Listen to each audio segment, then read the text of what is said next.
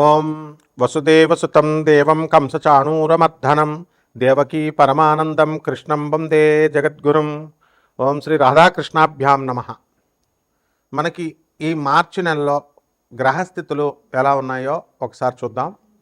మనకి ఈ యొక్క శని మీనరాశిలో, కేతువు సింహరాశిలో, రాహువు కుంభరాశిలో, ఆ తర్వాత పంచగ్రహ కూటమి వచ్చిందండి. అందువలన రవి కుజ బుధ శుక్రులు కూడా కుంభరాశిలోకి వచ్చి రాహుతో కలిసి ఉన్నారు. ఆ తర్వాత గురుడు మిథున రాశిలోకి వచ్చాడు. ఈ విధంగా ఉన్నటువంటి గ్రహస్థితి వల్ల మనకి పంచగ్రహ కూటమితో పాటు మనకి ఈ యొక్క మిగతా గ్రహాలతో మనం కనుక చూసుకున్నట్లయితే ద్వాదశ రాశుల వారికి అందరికీ కూడా మనకి కొన్ని ఫలితాలు వస్తాయి. అందువలన ఒక్కొక్క రాశి వారికి మనకి ఏం జరుగుతుంది తెలుసుకోవాలనుకుంటే ముందు మనకి ఏలినాటి శని జరిగేటటువంటి గ్రహాలు 3 ఉన్నాయి. ఆ 3 గ్రహాలలో మనకి ఈ యొక్క కుంభరాశి, మీనరాశి, ఆ తర్వాత మేషరాశి ఏలినాటి శని జరుగుతున్నాయి.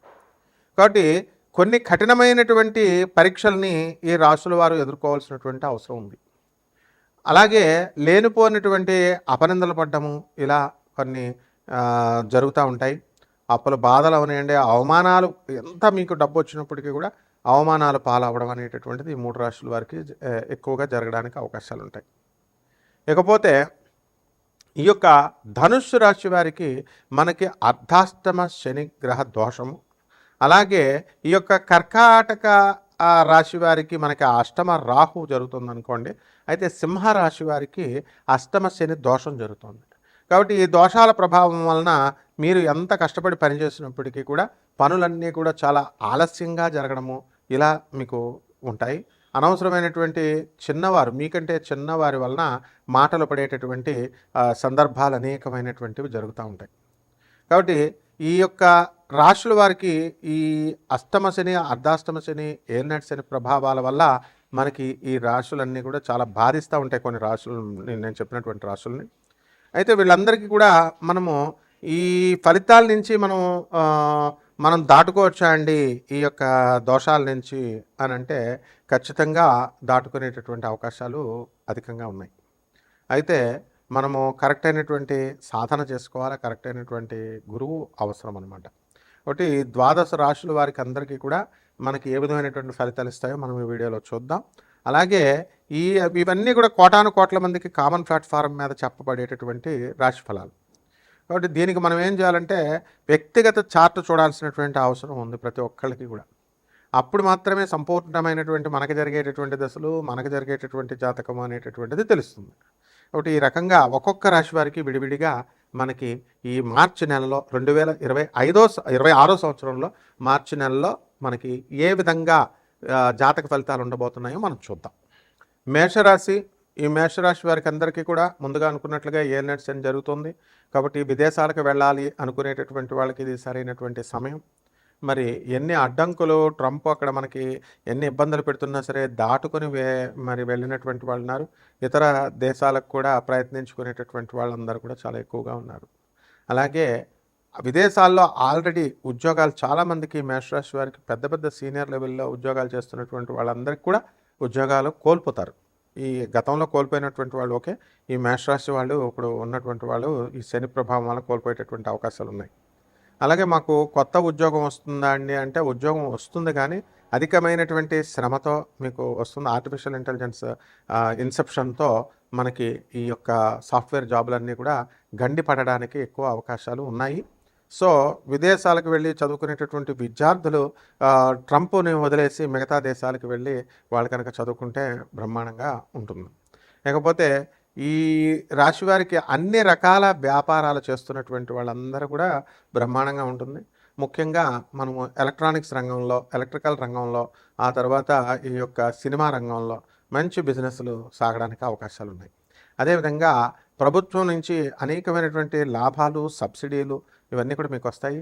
మరి ఈ యొక్క ప్రభుత్వం నుంచి మిగిలిపోయినటువంటి పనులు, పెండింగ్ పనులు, ఇప్పుడు ఆధార్ కార్డులు, తర్వాత ఈ యొక్క రేషన్ కార్డులో మీ పేర్లు ఇంక్లూడ్ చేసుకోవడాలు, ఇలాంటి గవర్నమెంట్ పనులు ఏవైతే ఉన్నాయో అవన్నీ కూడా మీకు గత ఎన్ని రోజులుగా మీరు బద్దకించినటువంటి వాళ్ళు ఇప్పుడు కొంచెం మూమెంట్ అనేటటువంటిది జరుగుతుంది, ముందుకెళ్తుంది. అదేవిధంగా అత్తగారులతో, ఆడబడుచులతో ఏ విధంగా ఉంటుందంటే కాస్త ఇబ్బందులు పడుతున్నటువంటి వాళ్ళు వాళ్ళ సర్దుకుపోవడం అనేటటువంటిది అలవాటైపోతుంది.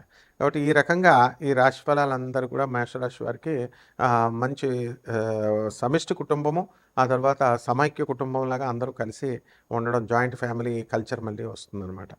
అయితే ఇళ్ళు కొనాలండి, స్థలాలు కొనాలండి అని అనుకునేటటువంటి వాళ్ళకి తప్పకుండా మీకు వస్తాయి.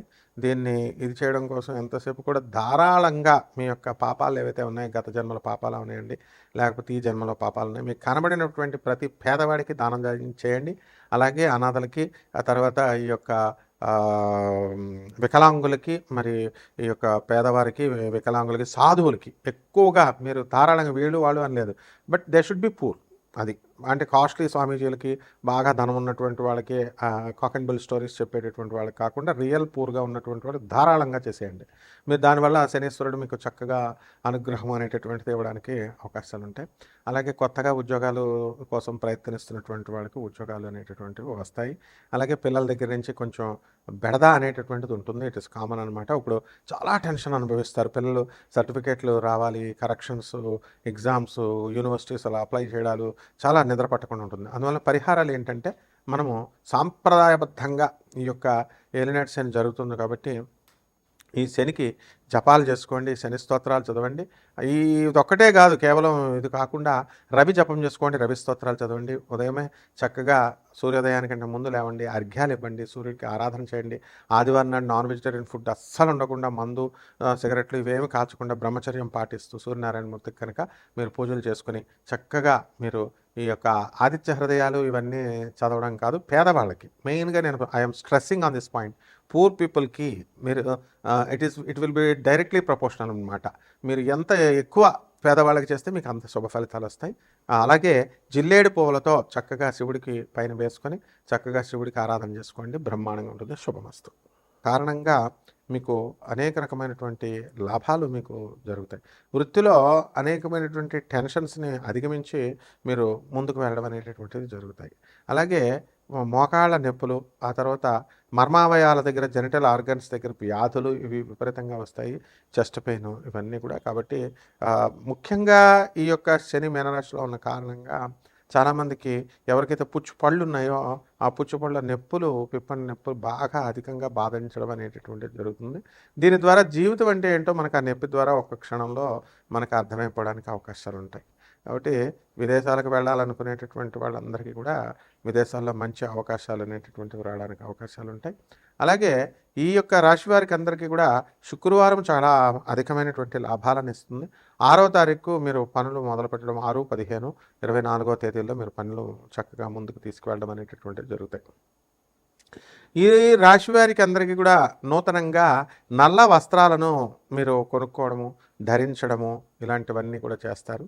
మరి ఈ యొక్క రాశివారి కొన్ని పరిహారాలు చేసుకోవాల్సినటువంటి అవసరం ఉంది. మరి ఈ రాశివారి కేతువు మనకి అర్ధాశ్రమంలో ఉన్న కారణంగా కేతు జపం చేసుకోండి, కేతు స్తోత్రాలు చదవండి. అలాగే చక్కగా ఈ యొక్క రాశివారికి ముఖ్యంగా ఈ యొక్క అధికమైనటువంటి బాధ దేని నుంచి మనకి ఈ యొక్క శని నుంచి మనకు ఉన్న కారణంగా మనకి శని జపం చేసుకోండి, శని స్తోత్రాలు చదవండి. రావి చెట్టు మొదలు అది శివలింగ రూపం, అది రావి చెట్టు పైనుంచి నీళ్లు పోయడము, క్రింద నీళ్లు పోయకుండా చేసేటటువంటి ప్రదక్షిణాలు ఏవి కూడా పనిచేయవు మీకు. కాబట్టి రావి చెట్టు చుట్టూ ఓం శనేశ్వరాయ నమః అంటూ ప్రదక్షిణాలు చేసుకోండి. అలాగే మోకాళ్ళతో చక్కగా ఒక ప్రదక్షిణ అనేటటువంటిది రావి చెట్టు చుట్టూ మీరు చేసుకోండి, ఓం శనేశ్వరాయ నమః అంటూ. ఆ విధంగా నల్ల చిమిల్ని తయారు చేసి చక్కగా శనీశ్వరుడికి మనము అభిషేకం చేసుకోవడము, ఈ రకంగా మనం ఈ యొక్క కిలోంపావు ఉలవలని మనము దానం చేయడము, ముఖ్యంగా అధికమైనటువంటి పారితోషికం ఇచ్చే సోమవారం నాడు ఉదయం 7 గంటలకి బ్రహ్మాండంగా ఉంటుంది. శుభమస్తు.